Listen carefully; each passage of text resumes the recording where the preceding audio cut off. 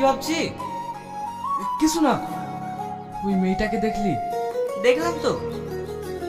ও আমার অনেক কিছু কেড়ে নিয়ে গেল রে। এসব তুই কি বলছিস?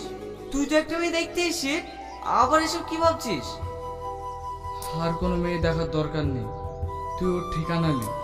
আমার ওই মেয়েটাকেই দরকার, আমি ওকেই বিয়ে করব।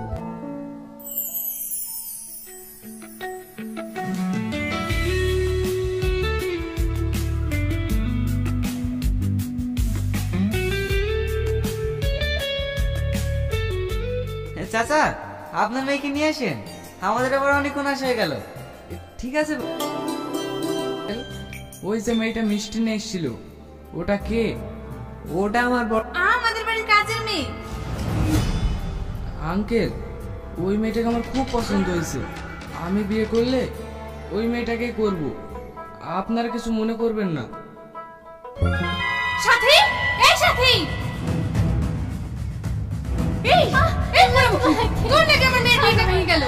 আর তোকে বলেছি নতুন চুড়িদার পরতে, তোকে বলিনি ওর একটা পুরনো চুড়িদার পরতে? না পরবো কেনে, নগর ভুলানো হবে না যে। ওগো, তুমি ওকে ওইভাবে মারছো কেন? তুমি চুপ করো, তুমি হচ্ছে সব নষ্ট করা। ওর লেগে আমার যত সব হলো।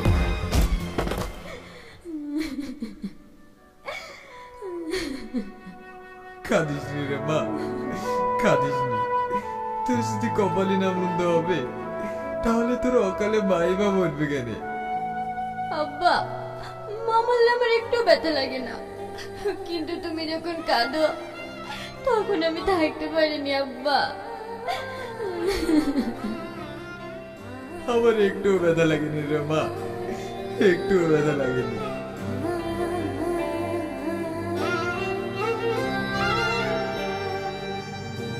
একটা ক্রিমিনালের সাথে আমার সালমার বিয়ে হচ্ছিল।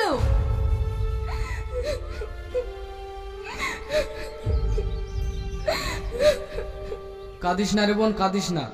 আমি দাঁড়িয়ে থেকে তোর ভালো জায়গায় বিয়ে দিয়ে দেবো। ভাই, আজ আপনি না আসলে আমার ভীষণ সর্বনাশ হয়ে যেত।